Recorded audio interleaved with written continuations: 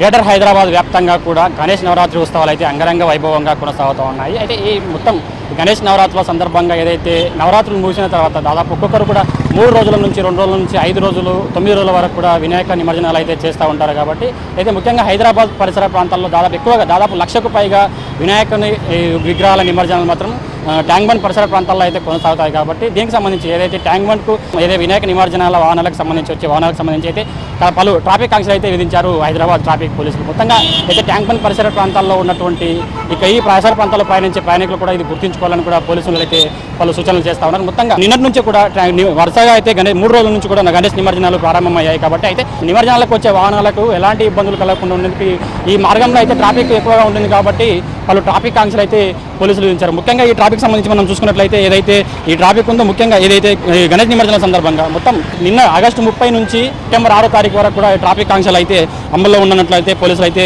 చేశారు. మొత్తంగా ఏదైతే ప్రధాన ఆంక్షలు మరియు అయితే దీనికి సంబంధించి ట్యాంక్ బండ్ పరిసర ప్రాంతాలకు అయితే నిమజ్జనాల సమయంలో అయితే ఓన్లీ నిమజ్జన వాహనాలను మాత్రమే అనుమతిస్తారు. అయితే ఇతర వాహనాలను మాత్రం ప్రవేశించకుండా అయితే పూర్తిగా నిషేధించారు. అయితే లిబర్టీ నుంచి ట్యాంక్ బండ్ వైపు వచ్చే వాహనాలు మొత్తం కూడా తెలుగుతల్లి ఫ్లైఓవర్ వైపు అయితే మళ్లించబడుతున్నారు. అదేవిధంగా ఎన్టీఆర్ మార్గు, నెక్లెస్ రోడ్, తెలుగుతల్లి ఫ్లైఓవర్ వైపు నుండి వచ్చే వాహనాలు కూడా దారి మళ్లించి వారి అందరినీ కూడా ఇతర మార్గాల గుండా పంపించే అయితే ప్రయత్నం అయితే చేస్తున్నారు. ఎందుకంటే ఇక్కడ దాదాపు 1,00,000కు పైగా వినాయక విగ్రహాల నిమజ్జనానికి అయితే ట్యాంక్ బండ్ పరిసర ప్రాంతాల్లోకి తరలి వస్తూ ఉంటాయి. ఇప్పటికే నిమజ్జనాల ప్రక్రియ కూడా ప్రారంభమైంది. కాబట్టి వచ్చే భక్తులకు నిమజ్జనాలకు సంబంధించి వచ్చే భక్తులకు ఎలాంటి ఇబ్బందులు కలగకుండా అయితే ఇప్పటికే పోలీసులు అయితే అన్ని ఏర్పాట్లు అయితే చేశారు. ముఖ్యంగా హుస్సేన్ సాగర్ చుట్టుపక్కల ప్రాంతాల్లో అయితే కొన్ని మొత్తం ఏదైతే నిమజ్జనానికి సంబంధించి వచ్చే వాహనాలకు సంబంధించి కూడా పలు పార్కింగ్ ప్రదేశాలు అయితే గుర్తించారు. ఈ పార్కింగ్ ప్రదేశాలకు సంబంధించి హుస్సేన్ సాగర్ చుట్టుపక్కల ప్రాంతాల్లో ఉన్నటువంటి ఖాళీ ప్రదేశాలు అయితే పార్కింగ్ చేసుకోవాలని కూడా సూచించారు. మొత్తంగా సాధారణంగా ప్రయాణించే ప్రయాణికులకు మాత్రం ఎలాంటి ఇబ్బందులు కలగకుండా ముందు జాగ్రత్తగా ట్రాఫిక్ ఆంక్షలు అయితే మొత్తం గుర్తించారు. ఈ ట్రాఫిక్ ఆంక్షలు ఉన్న ప్రదేశంలో సాధారణంగా వెళ్లే వాహనదారులు ఎవరు కూడా ప్రవేశించవద్దని కూడా